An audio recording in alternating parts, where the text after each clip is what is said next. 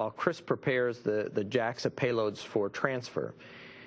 In this case, he removes multi-layer insulation from the Inter-Orbit Communication System Exposed Facility, which is the ICS-EF. He then prepares the Space Environment Data Acquisition Attached Payload, C to AP, by depressing a button there. And then he translates back to the ICS-EF to remove the final multi-layer insulation. He balls these pieces up and jettisons them to save time during this portion. After that's done, Dave and Chris translate out to the end of P6 truss to start the battery removal and replacement. They position articulating portable foot restraints, and they attach a multi-use tether with grapple fixtures as a temporary stowage location for one of the batteries.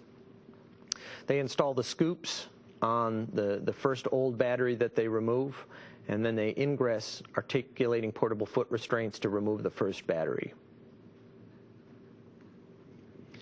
In this video, you can see Chris Cassidy holding on to the scoops and pulling the battery out off of the Integrated Electronics Assembly, the IEA.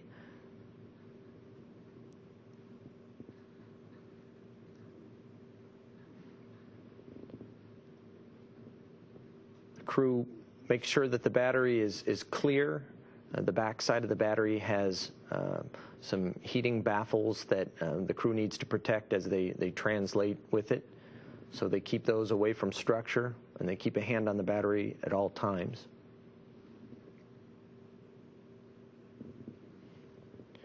You can see the battery that is flashing in the video right now is the old battery stowed in a temporary location.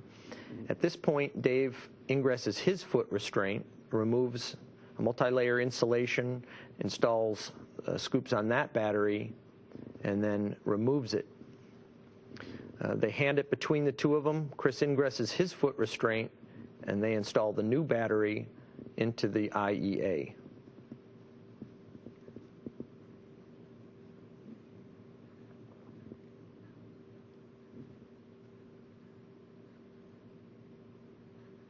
You can see the two crew members sliding the battery into its final location. They'll drive two bolts that lock it in place.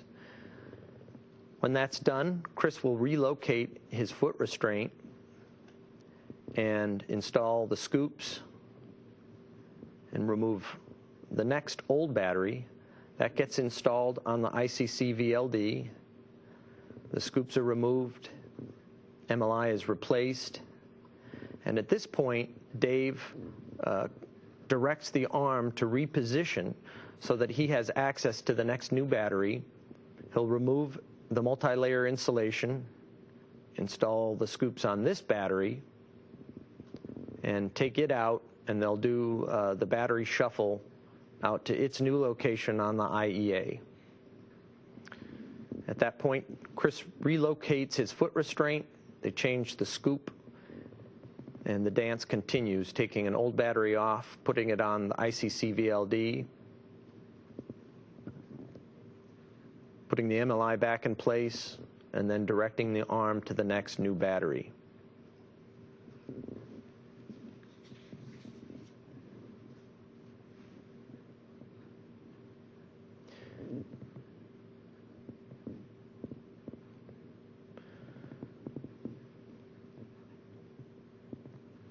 Once again, Chris relocates his foot restraint into a position to remove the final old battery from the IEA. They hand it between the two of them. Dave directs the arm to the next new battery. This is the final new battery to be removed from the ICC VLD on Eva3.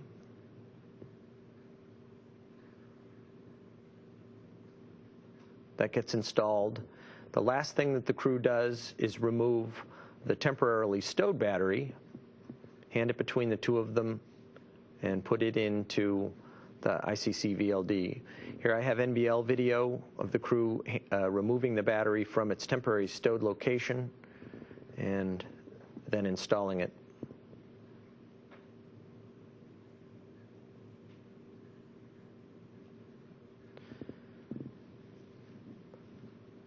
At this point, the crew has successfully completed 4 batteries at the end of EVA3.